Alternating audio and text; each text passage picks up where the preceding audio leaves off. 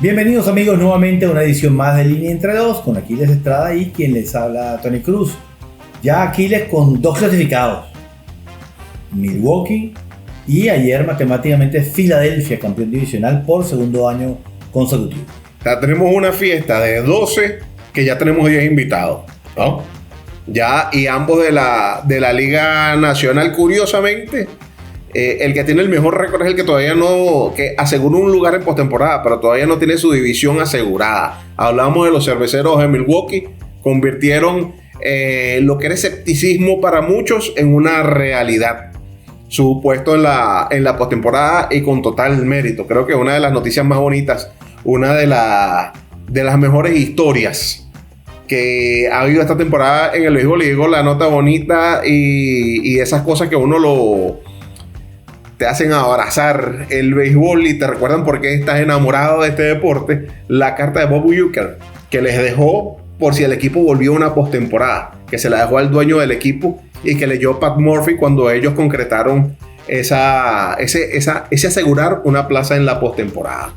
Y los Phillies de Filadelfia, bueno, se han ido erigiendo a pesar de todas las dificultades, de todos los momentos difíciles que han atravesado, en definitivamente uno de los mejores equipos de las grandes ligas. No te sé decir si en estos momentos es el mejor, pero sin duda alguna uno de los mejores y claro aspirante a la corona que ostentan hasta el momento los Dodgers de Los Ángeles, que bueno, sufriendo, pero han resistido. Sí, lo que pasa es que, y eso hay que decirlo, primero que nada, nuestras plataformas, por favor, continuar con el tema, Amazon Line de Puerto Montt, Chile para el resto del mundo, la estación de Barquisimeto, los hermanos de la Cruz, de LSB Radio y por supuesto nuestras emisoras en Margarita, tanto la Perla 94.5 FM como Paraíso FM para todos los gustos. Así es, y esta línea entre dos que picó y se extendió a la televisión en el canal de Margarita UniTV. También pueden disfrutar tanto miércoles como sábados de la emisión y tienen nuestro canal de YouTube para disfrutar en el momento que ustedes quieran. Recuérdense que también está disponible en forma podcast. Si usted tiene YouTube Music descargado, si emplea comúnmente esto, para donde usted vaya, va a hacer algo y en el camino, en la vía, puede poner Línea Entre Dos y lo acompañamos a las diligencias. Así que vamos a seguir hablando de lo que es esta recta final, ya esta última parte de la temporada regular. Y bueno, Tony Cruz, sí, hay 2 que ya aseguraron, hay 2 que ya dijeron estamos metidos en esto y sería cuestión de revisarlos. Y también hay otros que siguen, bueno, con el entre los dientes. Así que bueno, ya de eso y mucho más vamos a estar hablando. Pero qué forma tan categórica la de los Phillies de Filadelfia. Sobre todo la contundencia contra los Mets, ya lo anticipábamos el martes de la semana pasada, que inclusive en el transcurso de la semana podían estar asegurando ya su lugar en la clasificación, ¿no? Y bueno, nada más un juego los separa de los cerveceros de Milwaukee, o sea que están a tirito del mejor récord de la Grandes Ligas. Es correcto, ya matemáticamente había clasificado Filadelfia el día anterior. No pudieron ganar ellos, pero se habían perdido los Gigantes y eso le daba la opción de alguna u otra manera de asegurar postemporada. Pero el día de ayer, en un juegazo, creo que uno de los mejores del día de ayer, el equipo de Filadelfia derrotó 6-5 a los Astros de Houston con cierto drama, porque vino para el final Iván Durán, le da jonrón Pagé, empata 5 y bueno, todo el mundo temblar. Una entrada después, el equipo de Filadelfia logra hacer la diferencia para ganar ese juego 6-5 y con ello asegurar su segundo título divisional consecutivo, el 13º en su historia, pero 2 consecutivos en una división tan competitiva como es el este, los este en líneas generales, pero el este era nacional como Atlanta, con los Mets y con Filadelfia. Los años inmediatos inferiores han sido complicados hasta el punto que se han como repartido cierto predominio. Lo hizo Atlanta un tiempito, ahora lo hace Filadelfia en estas 2 campañas sucesivas. Ojo, y sin restarle mérito, porque el hecho de que Atlanta no haya sido ese equipo, el año pasado logró con lo justo meterse en postemporada, este año definitivamente fue aún peor la campaña que tuvieron, no por la no comparecencia competitiva de los Bravos de Atlanta, no porque en su momento los Mets no hayan hecho cosas buenas, que entraron una el equipo de los Mets es un equipo bastante bipolar. Sí. O sea, de repente hay puntos donde uno los ve jugando pelota, entonces ahora sí, ya arrancó este equipo. Tripolar, pero ellos tienen al oso polar. Ah, bueno. Y de repente entran en la mala, hermano, pero es que no le sale ni una sola. Ya, hay que mandarle a decir a Carlos Mendoza, mira, manda a buscar a alguien al ladito de tu querida Barquisimeto natal. Manda a alguien a Yaracuy, a la montaña, para que te ayuden por ahí. Si no, que le cante un par de ramazos, porque en la montaña de Yaracuy, en Venezuela. Pero de verdad que es difícil, ¿no? Es difícil de predecir qué puede pasar con este equipo, porque la calidad la tiene. Pero ya hay momentos donde entran unos baches donde la defensa deja mucho que desear. El picheo lo está sosteniendo en estos momentos son los chamos, y el relevo nada que logre una estabilidad, y creo que por ahí es donde se terminan yendo los juegos. Veía en estos días unas imágenes donde Juan Soto, ya frustrado, estallaba contra el asiento del dugout, el casco, dentro de la frustración.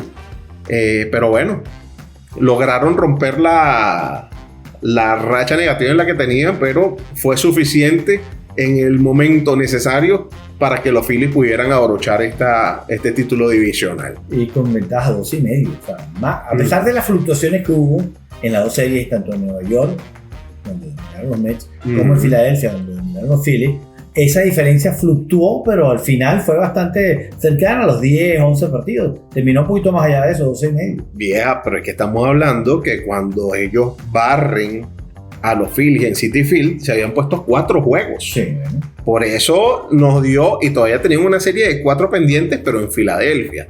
Por eso dio terreno a especular. Mira, ¿será que los Phillies será que los Mets pueden meter en problemas a los Phillies? ¿Pueden achicarle ahí y disputarle la división? Pero ¿qué va? No hubo forma ni manera de que eso ocurriera. Por otro lado, también hay que destacar lo bueno que ha estado pasando en Filadelfia. Evidentemente, Joan Durán fue un antes y un después para este equipo. El contar con esa pieza o no, a pesar de lo que haya ocurrido en el juego de ayer, de que también en otra ocasión creo que fueron los Phillies, los Mets exactamente, los que terminaron volteándole uno de esos juegos cuando jugaron en Nueva York, sí, que le dieron como 4 hits seguidos y le voltearon un juego de pelota. Pero dentro de todo, Joan Durán ha sido sumamente sólido en su labor. Un equipo que da un paso al frente no es labor fácil cuando tú pierdes un as de rotación, pero qué clase de paso al frente han dado todos. Nola es el que sigue teniendo algunas de cal, otras de arena, que no termina de solidificarse, pero sabemos que Nola es un pitcher de competencia.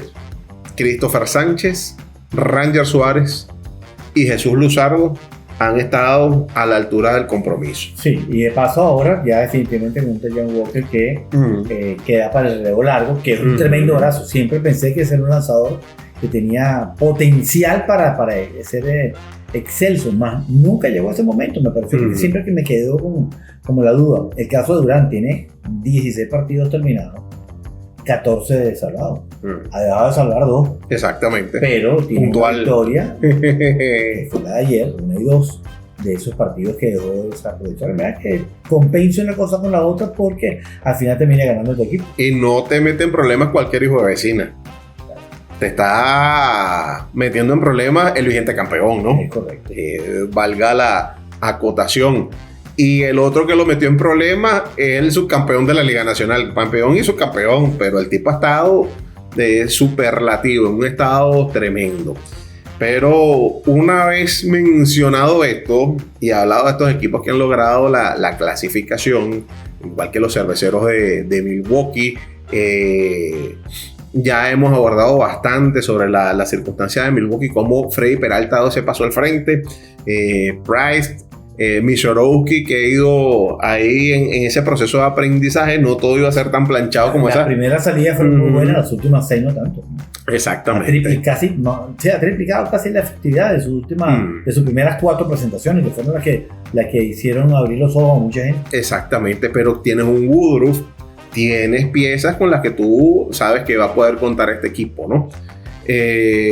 con un mérito total lo que han logrado. Para nosotros los venezolanos también es especial ver allí a Jackson Chourio y a William Contreras haciendo de las suyas, y se ha sumado un protagonista quizás inesperado, pero que en los últimos días ha tenido también impacto, que es una pieza muy útil en Andrew Monasterio. Sí.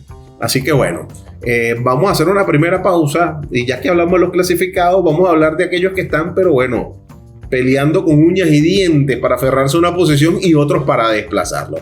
Esto es Línea Entre Dos, Tony Cruz y Aquiles Estrada. Regresamos en breve.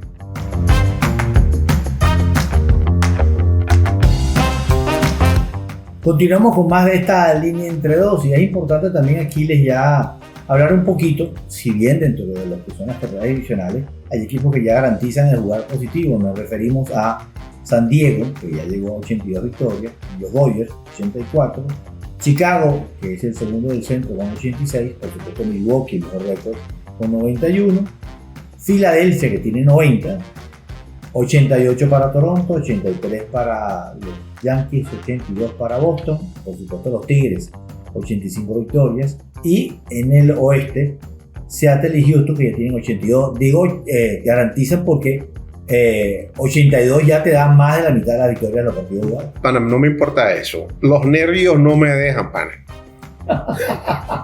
Pana. Háblame de lo que está pasando entre Houston y Seattle. Háblame de eso, porque eso está que echa candela, porque los Dodgers han aguantado la distancia con los Padres, pero qué va, Houston no pudo y ya Seattle les tomó un jueguito de ventaja. ¿Y qué se viene este fin de semana? Qué angustia, qué nervio y qué desesperación.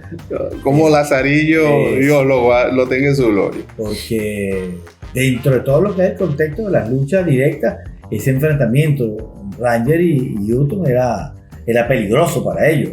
Dicho esto, falta la serie entre los dos grandes protagonistas del oeste. Directamente, eso de no, y que si tú le ganas a qué, no, vamos a hacerlo directamente, vamos a jugar esta partida aquí entre los dos, y el que gane se queda con el título y el otro, bueno, vamos a ver si clasifica. Pero eso es precisamente lo que nos viene. Dentro de ese contexto, la elección de Álvarez. Sí. Venía corriendo el plato en un juego que está empezando. Creo que estaba 1-0, 2-0 en ese momento. Pisa el plato y en vez de deslizarse, pisa el plato. Asumo que tenía tacos, porque la forma como él le entra con el zapato y se le va. Si hubiesen sido un gancho, se hubiera quedado en el sitio, pero le patina, y en lo que sale de la superficie lisa, plana del home plate, entra en la tierra y se le tranca el pie y se dobla. Hay que tener mala suerte, y lo que le pasa ahí. Bueno, ¿cómo te explico? Mercurio retrógrado para los siderales. Lo cierto es que, bueno, la distancia está nada más a medio juego. Ya lo veníamos hablando, de esa persecución que hacían los Rangers, y Houston ha salido vivo de esa serie. Pudo haber sido una situación peor para ellos. La diferencia entre Marineros y Astros es de medio juego. Y bueno, ya caberá ver qué ocurre, ¿no? ¿Qué ocurre este fin de semana? Se van a medir esos dos equipos. Entonces veremos en definitiva si es el hasta aquí. Hasta aquí me perseguiste, hasta aquí me despegué yo, porque ya hablar con lo que nos queda de calendario de 2 juegos y medio, de 3 juegos, bueno, tiene que existir una debacle para que un equipo pueda, o sea, tiene que entrar en muy mal momento uno y muy buen momento el otro para tú recuperarte de una distancia como esa. Pero bueno, cuando ya es serie directa, otra historia es la que estamos contando, porque son 3 juegos que hay pendientes todavía entre Marineros y Astros. Sí, la que amaga son una pelea hasta el final, son los dos. Es decir, para que se determine quién de los dos va a ir como campeón divisional, pues seguramente tendremos que esperar hasta el final de calendario entre Houston y Seattle, y entre Padres y Dodgers. Los otros están todavía relativamente también. Cleveland está 7 por detrás, o sea, 6 y medio de Detroit, y a 5 están los Cachorros de Milwaukee. El número trágico para la división, para los Cachorros de 8. Digo, para que ellos no puedan ganar la división, porque todavía la opción está latente en la clasificación, pero ganar la división es una cosa y siempre garantiza que tú puedas intentar descansar un poquito. A veces uno dice, no, pero son 3 días nada más, ¿no? O puede ser 2, puede ser 2. El béisbol es de ritmo. Sí, también es de ritmo, necesita, pero también es de cansancio. Sí, claro, por supuesto. Pero el béisbol también es mucho de ritmo. Entonces, te puede dar ese descanso que te trae brío, que permite que los brazos tomen un aire, pero también puede ser algo que te pueda jugar en contra, ¿no? Eso es para todos. Filadelfia, por ejemplo, que está peleando por el regreso de Tía Turner, podría tomar muy bien esos 3 días de descanso. Y Alec Bohm, exactamente. Para ver si puede recomponerlo físicamente y tenerlo completo para la postemporada. Esos 3 días vienen bien. Antes de llegar a eso, yo te diría que realmente a mí me parece que la emoción va a estar... yo creo que ya está bien marcado lo de los Dodgers sobre los Padres. Yo creo que los Padres va a ser complicado que reviertan esa situación, sobre todo como ha venido mejorando el equipo de los Dodgers, ¿no? A menos que los Gigantes le echen una gana. Bueno. Una serie que ya por ahí hicieron sufrir a los Dodgers el fin de semana. Pero cuando tú ves que en el comodín de la Liga Americana, ahorita es Houston quien ocupa el tercer puesto del comodín, que Boston está a medio juego nada más sobre ellos, pero están, como dicen en Venezuela, Caimán en Boca Caño, Cleveland a 3 y Texas a 3. No pareciera que tuviesen los elementos, quizás el recurso de que estén atravesando el momento como para poder ir a una acometida y sacar a alguno de estos 2 equipos. Pero 3 puntos suspensivos, todo puede ocurrir. Y en esa serie directa entre Seattle y Houston, pueden algunos de estos equipos terminar pescando en río revuelto. Yo no veo así, a pesar la situación de la Nacional está distinta, porque creo que Cachorros y Padres tienen una distancia suficientemente sólida sobre los Mets. Lo que pasa es que los Mets ya tienen, por un lado, respirándole en la nuca a Arizona, que está a 1.5, a 2, que están los Rojos de Cincinnati y los Gigantes de San Francisco. A mí de esos casos el que más me sigue sorprendiendo es el de Arizona, creo que lo comentamos en el sentido de que Arizona fue un vendedor. Arizona salió de sus posiblemente de los 2 mejores bateadores disponibles en la fecha tope de cambio, Josh Naylor y Eugenio Suárez, y además perdió parte de su picheo. Entonces es un equipo que dijo, no, mira, ya vamos a pensar en la temporada que viene, que de repente prende el turbo y se mete ahí cerquita de la posibilidad clasificatoria. Te llama mucho la atención. Porque vamos a hacer el resumen. Pierden a Naylor y pierden a Eugenio. Corbin Carroll estuvo buen tiempo fuera. Lourdes Gurriel se lesiona una rodilla y lo pierde. Ya hablando de los jugadores de posición, tú pierdes a Corbin Burns, que era el llamado a ser número 1 de tu rotación. Sí. Cambias a Merrill Kelly, cambias a 2, 3 relevistas. Y bueno, hay Ryan Nelson, que hay gente que no se recuerda, pero Ryan Nelson pichó aquí en Venezuela. Si mal no recuerdo, fue con Bravo de Margarita, que es un relevista, que había sido un relevista, digamos, clase media. Y ese hombre este año está pero transformado. Se dio la oportunidad de que el tipo lanzara de la rotación y ha tenido un resultado tremendo. Lo que ha hecho Ketel Marte, lo que ha hecho Geraldo Perdomo, Carroll una vez que estuvo sano, ha sido realmente importante, de impacto, para darle la oportunidad a Arizona a estar en estas instancias peleando, pues. ¿Tú sabes qué fue lo que pasó ahí? ¿Qué fue? Que ellos levantaron el teléfono, se conectaron por la web y contactaron a la gente de Guaybo. ¿Por qué? Porque si usted quiere vender, y es el caso de Arizona, usted le interesa vender peloteros o productos digitales, Guaybo es para ti. La plataforma todo en uno para vender cursos, retos, asesorías, que asesoraron bien, eventos o productos digitales incluso de Venezuela. Crea tu página y recibe pagos en bolívares y empieza a ganar por lo que sabes hacer. Entra ya en guaybo.com y síguenos en Instagram como @guaybo. Yo creo que la asesoría se la dio AJ Preller. Se la dio el enemigo. No, a nivel de negocio es bastante lógico y comprensible lo que hacen, porque tú estás cambiando piezas que sí o sí se te van a ir en el mercado de gente a la agencia libre al finalizar la temporada, en el caso de Merrill Kelly, en el caso de Eugenio y de Naylor. Y bueno, tú estás tomando algo de vuelta. El que se terminó convirtiendo en el primer base de todos los días vino en el cambio justamente de Naylor.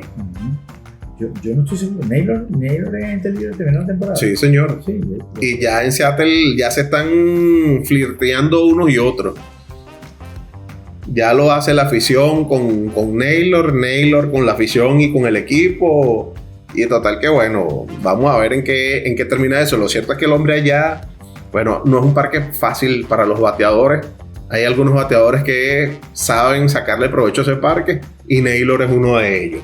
Entonces, bueno, ya veremos en qué para ese matrimonio. Si tú me obligas a apostar tus ganancias en Baseball Center, el nuevo programa de la nueva emisora deportiva en Venezuela. Bueno, hábleme. Déjame decirte que por los momentos blanqueo en el noveno, yo no he visto ganancia todavía. Bueno, pero ya va para eso, hermano, apenas la segunda emisión. Sí, es un proyecto nuevo, ¿no? De hace tiempo, de hace meses atrás, habían usado la posibilidad de hacer pequeñas parcelas de diversos deportes. Nosotros nos tocó realizar la de béisbol, Carlito Feo, Gine García, Roger Rojas y quien nos habla, Tony Cruz. Ojo. Puro grande muchacho. Una hora magallanera donde no hablan del Magallanes. Sí, eso es un buen punto. No hablamos de Magallanes. Hablamos de Magallanes, sí hay que hablar de Magallanes. No. Hablamos del León en general. Hoy tuvimos la oportunidad de tener a Humberto Morizano, que lo invité y me dijo que cuando quisiéramos que lo invitáramos, porque realmente el tema de conversación con respecto a lo que es el control antidopaje en Venezuela, a Méndez, que salió en la lista recién de los suspendidos para esta campaña, el ver el proceso y cómo lo hacen es interesante, muy interesante. Entonces, sería interesante también para la audiencia que hagamos ese contacto con él y de repente él nos explique un poquito más cómo es el proceso para la obtención de la muestra, a dónde va, que en el caso de Venezuela creo que va a un laboratorio en la Universidad del Sur de California, en UCLA, y viene para acá, un proceso que toma alrededor de 3 semanas a un mes.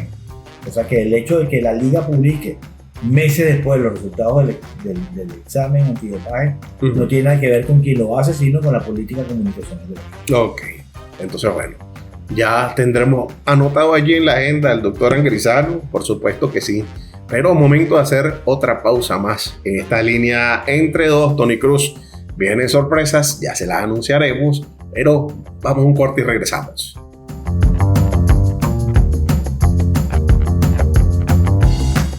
Tercera parte de esta línea entre dos, martes 16 de septiembre de 2025.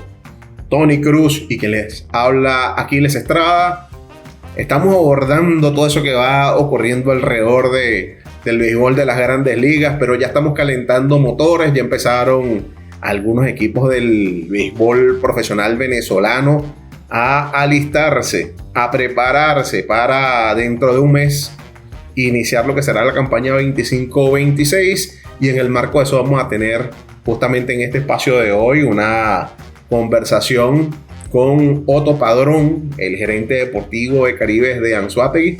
Vamos a arrancar justamente desde ese proyecto en adelante, ¿no? Desde el equipo que quedó en la última posición de la tabla en la campaña anterior hasta cerrar con el equipo campeón. Así que en cada una de las emisiones estaremos hablando de uno de los equipos de la pelota profesional, pero vamos a terminar de hablar con esta recta final de la pelota de grandes ligas, Tony, porque han ido ocurriendo cosas interesantes, sobre todo poniendo el foco en los venezolanos en cierto aspecto, pero en global en grandes ligas, porque lo que ha logrado Salvador Pérez no es menor. El llegar a los 300 honrones y a las 1000 remolcadas en su carrera como receptor es un asunto que no es menor. De hecho, veía a través de Twitter una información que decía, es más, voy a buscárselas un momentico, que comparaba justamente lo que ha logrado Salvador Pérez con lo que ha sido la gesta de Johnny Bench. O sea, como los receptores que han jugado con un mismo conjunto en su carrera y han logrado 300 honrones. Esa lista nada más tiene a Johnny Bench y a Salvador Pérez. Nada más y nada menos en qué mesa se acaba de sentar Salvador Pérez. Pochi no llegó a los 300, ¿no? No, pero no, sí, 311. Pero este caso es que los dieron con un solo equipo. Ajá. Sí, el caso de Salvador es interesante, ya tiene 28 este año. 89 remolcadas, lo que lo suma a los 301 honrones y a las 1005 remolcadas, para ser exacto, demostrando que tiene mucha vigencia. Y hablábamos también en el programa, por supuesto hay que tocarlo aquí y lo seguiremos tocando en los programas por venir. El caso de las dos posiciones donde Venezuela está más fuerte, posiblemente para el clásico. Campo corto y sobre todo en mi criterio. Un montón. Nosotros tenemos como 5 Campo corto y receptoría, me imagino. Sí. Okay. Campo corto y receptoría son obviamente las dos posiciones donde yo creo que estamos más sólidos, donde tenemos una pata medio coja en el picheo. Porque muchos lesionados, muchos que le van a decir no, tú no tienes permiso. Ustedes habían quedado en hablar, en puntualizar si Pablo López en definitiva tenía la posibilidad de ir. No sé si lograron. No lo tenemos oficialmente, pero nos parece recordar que por la cantidad de días que tiene, el lista incapacitado no puede. O sea, sí puede. Pero si él le tira... Si son más de 12 semanas, sí, que es el equivalente a 3 meses. A 3 meses, no puede ir al Clásico Mundial. Esa, bueno, nos queda pendiente también para revisarla, ¿no? Luis García lamentablemente se vuelve a lastimar. Ya eso ocurrió la semana anterior. De verdad que da dolor, da tristeza, porque uno entiende el ahínco, lo que significa ese trabajo, el procurar, y sobre todo una figura como Luis García, que tuvo que construirse al mismo. Luis García no partió en su carrera como un novato de consideración. Ni es el pelotero típico, no firmaba ni a los 16 ni a los 17 años, firmaba tarde. Exactamente. 21 creo. Sí, creo que fue por ahí. Entonces, bueno, ya veremos cómo se va encaminando esa situación. Lo cierto es pues que lo de Salvador es muy importante, porque yo creo que claramente esto es algo que lo va a poner en consideración para el Salón de la Fama. O sea, considero, no estoy hablando de una cuestión de nacionalismo ni nada por el estilo, pero fíjense un ejemplo, no son muchos los receptores con más de 300 honrones. No son muchos. Entonces estamos hablando de un hombre que ha hecho una carrera brillante, que ha ganado mascota también de oro, ha sido también bate de plata, un pelotero que ha tenido un peso importante, en postemporada fue importante, es campeón del mundo. Entonces creo que Salvador va construyendo un caso bastante sólido, ¿no?, para esta causa. Hablando de receptores, y te tengo una historia que realmente me la conseguí, lo leí y me pareció extraordinario, ¿no? Mira, otro detallito más de lo de Salvador. Salvador Pérez debutó en 2011.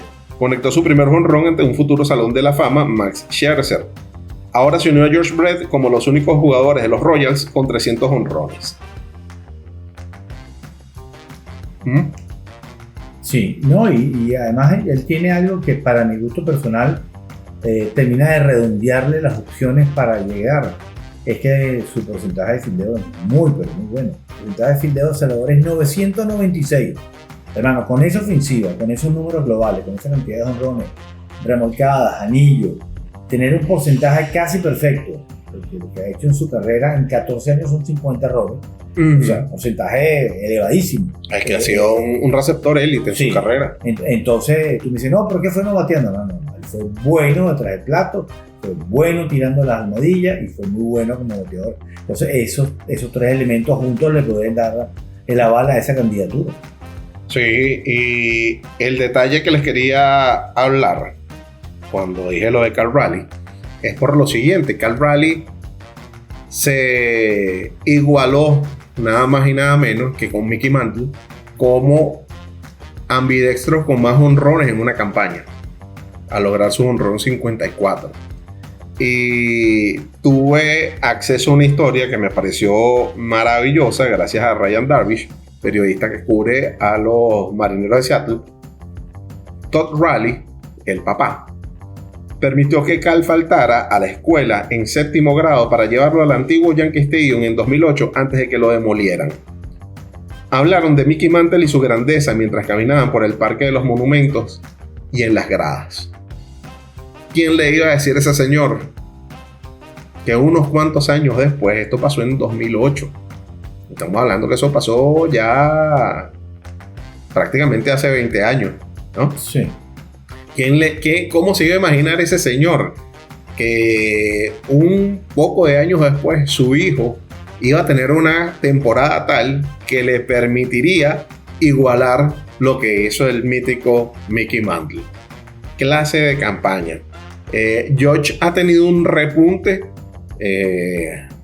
Ya hablábamos en emisiones anteriores de cómo se metió en la lista de jonroneros de los Yankees de Nueva York. Y te pregunto a ti, ¿ha existido ese repunte? Y sí ha sido importante para esta reacción de los Yankees que parecía que aflojaban. Creo que fue muy importante el logro de ellos el fin de semana ante Boston. Hay discusión, hay elementos para que George pueda disputarle ese más valioso a Cal Raleigh. Yo creo que sí. O sea, ya no es una cuestión que sea acá y dice, no, aquí no hay discusión. ¿Hay o no hay?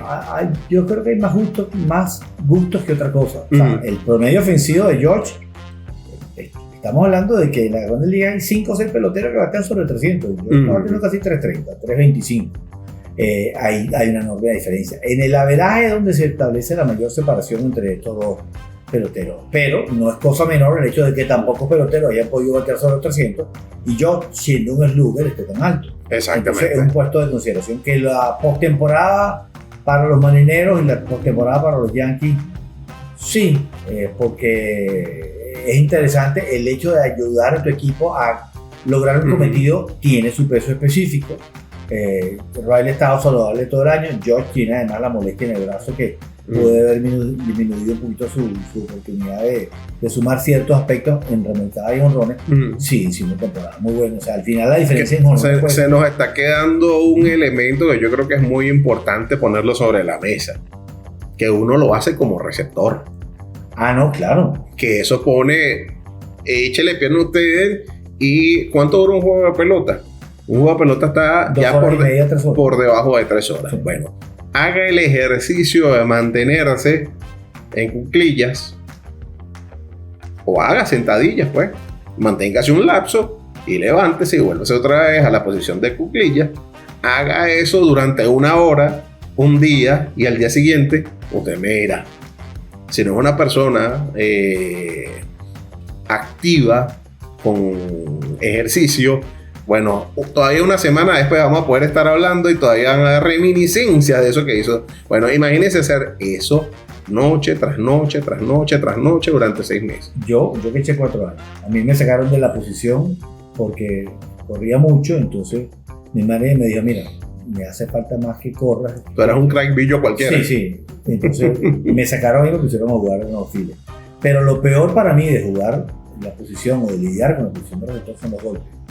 Yo recuerdo que en mi equipo había 2 que lanzaban rectas muy fuertes y a mí me hinchaba la mano izquierda cada vez que quería el plato, entonces tenía que batear a veces sin poder cerrar el índice y claro, te quita la fuerza porque al no poder apretar el bate con la parte baja de la empuñadura te cambia. Entonces lo que buscaba muchas veces era swing de contacto porque era imposible hacer swing con la mano hinchada. Bueno, y eso lo dice alguien que te da un foul en la mano o te da un foul en la pierna. Alguien que jugó pelota amateur, imagínense, está recibiendo a caballeros que lanzan 95, 96 para arriba. Y ese cuerpo multiplicar en lanza flojito, exacto, 95 para arriba. Entonces, pero necesito decirte algo. Cuéntame. Necesito decirles algo. Dígame. ¿Quieren vender productos digitales? Si es así, Waibo es para ti. La plataforma todo en uno para vender cursos, retos, asesorías, eventos o productos digitales, incluso desde Venezuela. Crea tu página, recibe pagos en bolívares y empieza a ganar por lo que sabes hacer. Entra ya en waibo.com y visítanos en Instagram como @waibo. Tony Cruz, la mesa queda servida entonces. Nosotros vamos a una pausa y de regreso vamos a tener entonces esta interesante conversación para todos ustedes en compañía de Otto Padrón, el gerente deportivo de Caribes de Anzoátegui. Línea entre dos, Tony Cruz, Aquiles Estrada. Regresamos en breve.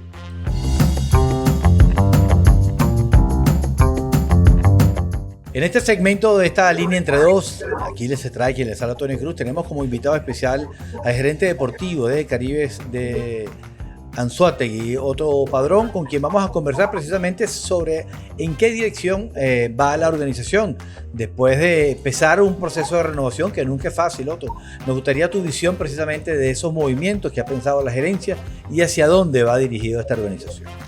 Sí, desde el año pasado acá, bueno, ante todo un saludo Tony y Aquiles, un gusto estar con ustedes. Desde mayo, junio del año pasado para acá ya hemos hecho 7 cambios en procura de dinamizar un poco más el equipo.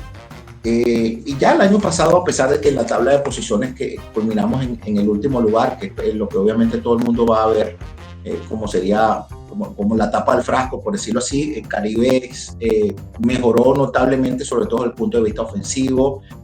Probamos más de 30 bases por primera vez desde la campaña 2013, más de 59 jonrones por primera vez desde la campaña 2014, más de 100 dobles por primera vez desde el 2017. Es decir, ofensivamente hubo mejoría e incluso el equipo a nivel de edad colectiva fue el más joven de la Liga Venezolana de Béisbol Profesional durante la campaña anterior. Donde sí quedamos en deuda fue en el picheo, se desmejoró sobre todo en la efectividad colectiva.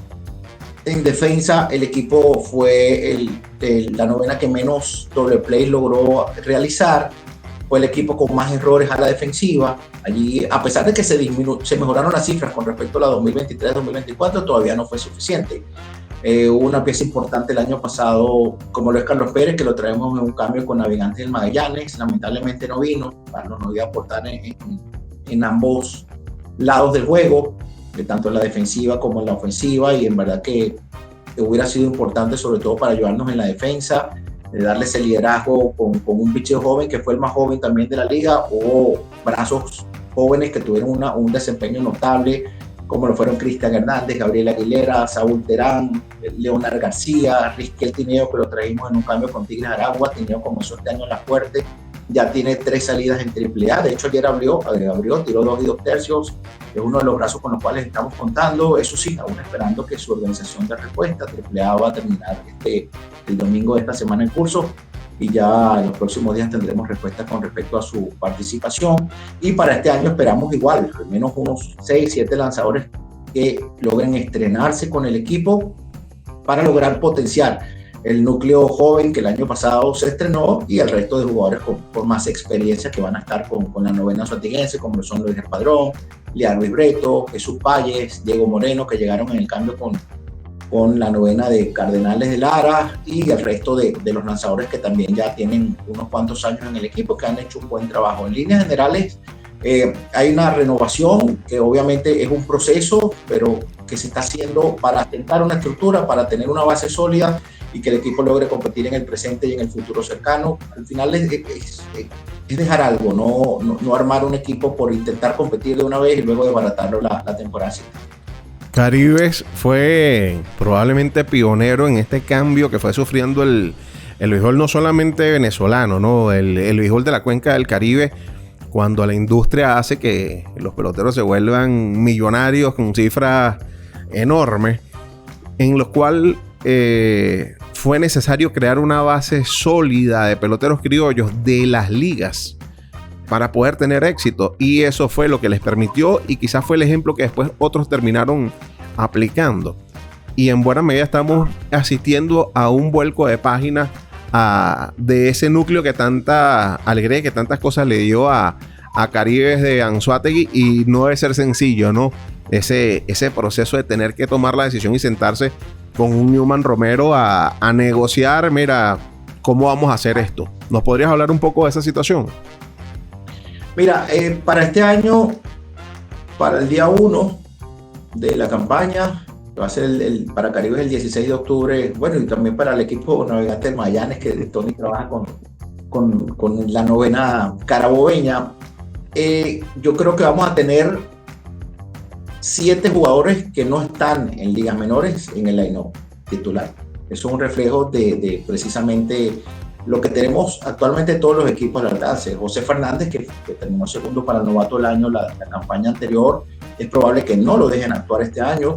Sí. Tiene 80 carreras empujadas, es segundo en la Liga de Texas en AA, es el cuarto de toda la Liga de AA. Tenía un año excelso con 16 cuadrangulares, casi 30 dobles.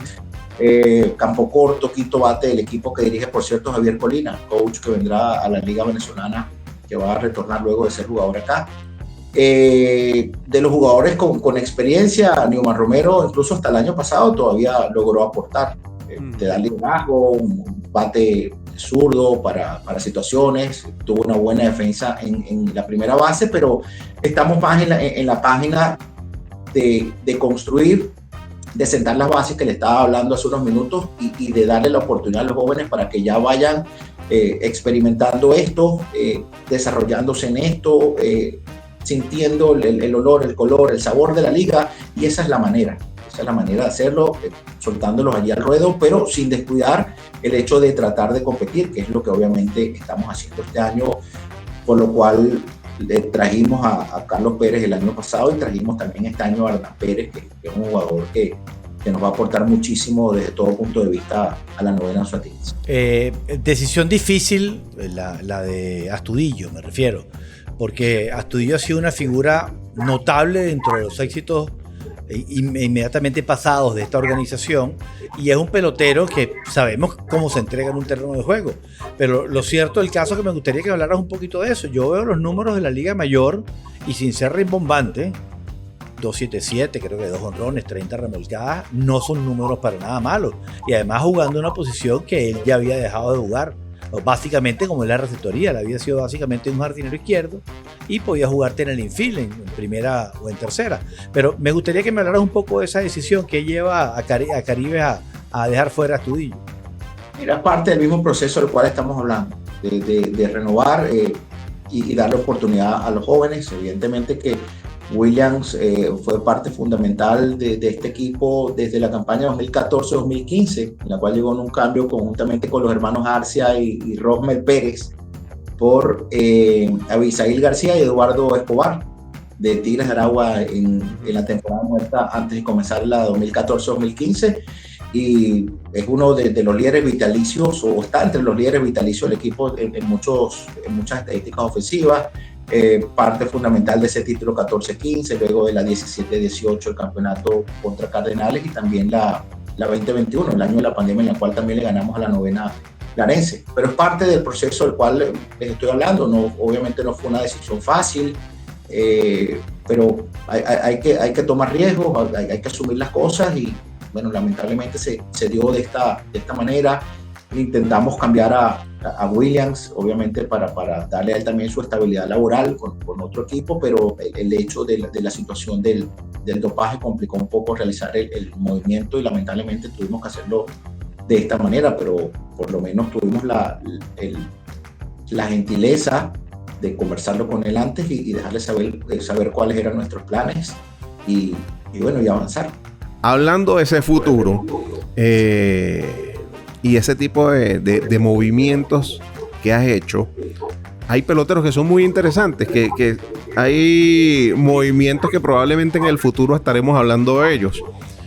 Uno de esos peloteros de esta liga, Romer Cuadrado, que ya lo habían sumado, Lionel Valera, que tuvo también buena participación en la Liga Mayor, y Diego Infante, que fue el MVP de la liga. En esa liga hizo lo que le pareció. Entonces, ya habían dado muestras de que podían rendir con Caribe el año pasado, sobre todo Cuadrado y Diego Infante, en el rato que llegó. Para mí son peloteros que son muy interesantes por la juventud y todavía por lo que tienen por delante, y sobre todo que no van a tener restricciones. No es que te los van a prestar, aquello de que los peloteros, esto es un baile con músicos prestados. Hablando de las ligas invernales, cuando uno hay situaciones como lo que tú estabas hablando de José Fernández, te das cuenta de que eso es una realidad. Porque un pelotero de esos antes, quizás hace 15, 20 años, no ibas a tener ningún tipo de problemas para que jugara en esta liga, a pesar de haber tenido un buen año en ligas menores. Entonces, hablando de esas piezas así y de ese otro talento joven que empieza a asomarse por ahí, por supuesto es necesario hablar de Joander Suárez, de Josué Briceño, que son de los dos primeros que uno le salta cuando piensa en Caribe, Joto. Y ese manejo, cuéntale a la gente, porque la gente normalmente especula pero no sabe lo complicado que es armar un equipo bajo estas circunstancias. Mira, el año pasado Caribe tuvo el mejor promedio colectivo cuando no había nadie en base, pero cuando había hombres en posición de anotar tuvo el peor promedio ofensivo colectivamente hablando de toda la liga, es decir, el octavo más bajo. O sea, son cosas interesantes en las cuales ¿qué te da? O sea, ¿qué conclusión podemos sacar? Precisamente la juventud, el hecho de que le estamos dando la oportunidad, en este caso jugadores que no habían tenido juego diario acá, como, o sea, no es que es culpa obviamente de Leonel Valera, ni de los Diego Infante, pero ellos también están en ese proceso de adaptarse, de lo que estaba hablando previamente, de que si no les da la oportunidad, entonces ¿cuándo vas a permitir que ese talento madure y te aporte? Bueno, es lo que se empezó a hacer desde la temporada pasada y estoy seguro que para este año eso va a ser diferente. Estamos, como se los dije anteriormente, también potenciando el equipo con la experiencia de Hernán, con la experiencia de Carlos. Tienes a un Bolvino ya con unos cuantos años dentro de la liga, Erly Rodríguez, el propio Romer Cuadrado ya tiene experiencia previa con Magallanes y con el equipo Leones del Caracas y así sucesivamente, pero es parte también de ese proceso en construcción. Mira, tenemos 4 jugadores en ligas menores que tienen más de 75 carreras producidas. No hay otro equipo en Venezuela que los tenga. Ellos son Carlos Pérez, que tiene un poco menos de 90, 87. Eduardo Valencia, que no lo hemos nombrado acá, tiene 23 cuadrangulares, tiene 91 carreras producidas. Es el 7º mejor jugador en carreras empujadas este año. Es un caso interesantísimo del cual podemos hablar en breve. José Fernández con 80 y Josué Briceño con 75, de los cuales Carlos nos confirmó que va a estar acá la primera semana de noviembre. Es el único seguro. Okay. Estamos esperando respuesta de Detroit. El caso de José es casi un hecho de que no va a participar, y el caso de Valencia no tiene ni siquiera 400 turnos en el año. Pienso que la gente de Detroit nos va a decir que sí, pero ya entre hoy y mañana deberíamos recibir la autorización para, bueno, con las respuestas con respecto a Eduardo.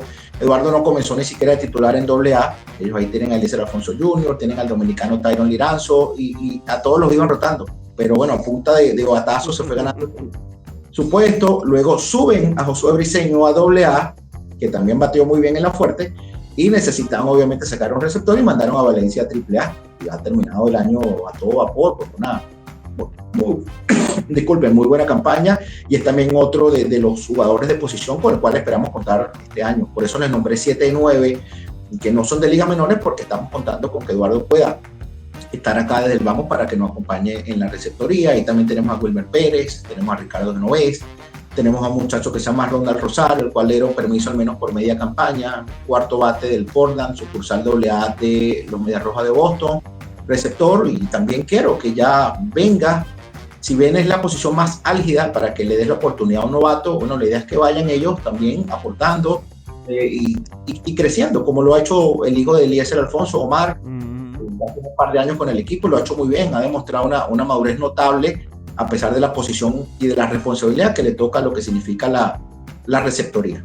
Entonces, disculpa que te interrumpa, que el mismo papá, hubo un momento en una conversación previa a un juego, estábamos hablando de lo bien que lo estaba haciendo Eliezer Jr. y me dijo, no, pero este es bueno, pero el que batea es el otro. Tiene fuerza es el otro. Y la bola de verdad que le brinca el bate a Omar Eliezer. Omar Eliezer, la gente de Pittsburgh me dijo hace 10 semanas que lo va a mandar a un campamento aproximadamente un mes en Florida. Bueno, quizás pudiéramos estar ya con ellos consiguiendo permiso para los últimos días de noviembre y diciembre. Aún no es un hecho, vamos a ver qué pasa de aquí a allá, pero momentáneamente no lo vamos a tener en las primeras de cambio. ¿Cómo? Tienes unos cuantos que se van a la Arizona Fall League, ¿no? También. Para allá iba también, son 20 venezolanos que van a la Fall League, 6 son de Caribe.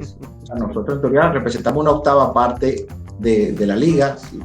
6 por 8 serían 48, o sea, llevamos casi un tercio de los jugadores que van a la Fall League son del equipo. Es lo que estaba hablando. Hay un núcleo joven interesante, pero bueno, está por ese proceso de maduración, de ya convertirse en agentes libres en Estados Unidos o de recibir oportunidades acá, de que ya su brazo madure y le puedan dar oportunidades de tirar innings aquí. Entonces es ese proceso, pero que lo estamos haciendo, como les comenté, de abajo hacia arriba, sentando las bases. Mira, abuelo de pájaro, tuvimos en AAA este año 7, 8 lanzadores, de los cuales ya tenemos confirmado a Joander Suárez, a Gabriel Llanes, a Eduardo Salazar, que este año estuvo como 3 meses con Washington en Grandes Ligas, el año pasado no estuvo acá, muchacho acá del estado Sucre.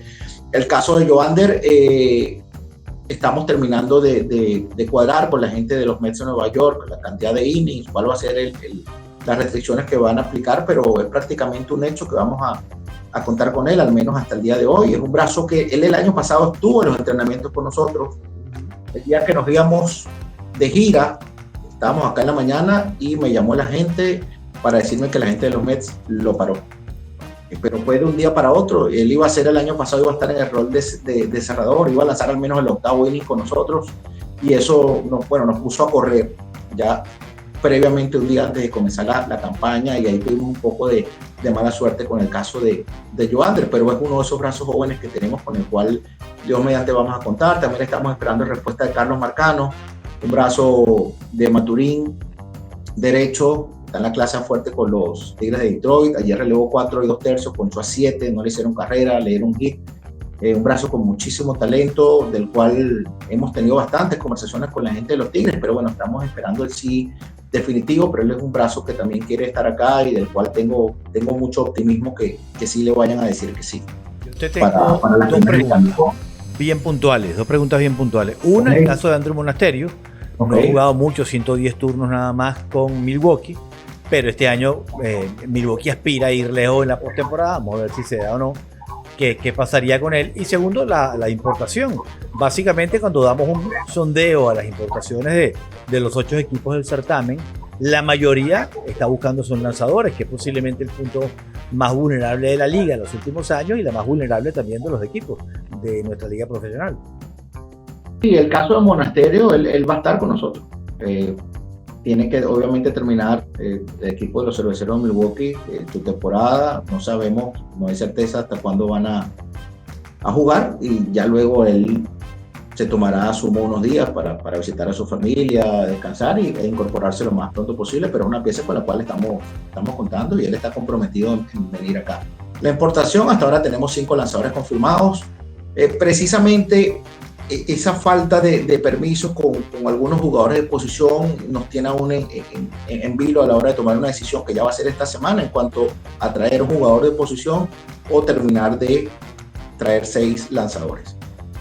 Por eso no hemos tomado la última decisión con respecto a eso, pero ya esta semana, como termina AAA, ya empezaremos a tener respuestas en cuanto a los jugadores que van a estar y cuáles no, y avanzaremos en eso. Hablando también de prospectos, Aquiles, tenemos a Leonardo Balcázar, campo corto, que va a ir a la Fall League, era uno de los jugadores con los cuales contábamos y le íbamos a dar una oportunidad acá. También está el caso de Gabriel González, es segundo en dobles de todas las ligas menores, comenzó en la fuerte, pasó por AA, actualmente está en AAA con el equipo de los Mellizos de Minnesota. Ayer dio 3 hits, conectó cuadrangular, cuarto, quinto bate del St. Paul, un muchacho acá del estado Sucre, de 21 años de edad, que también tiene un futuro prominente, pero ya tiene más de 500 turnos este año, y conociendo cómo se manejan las cosas, ya prácticamente un hecho que no va a estar este año con nosotros.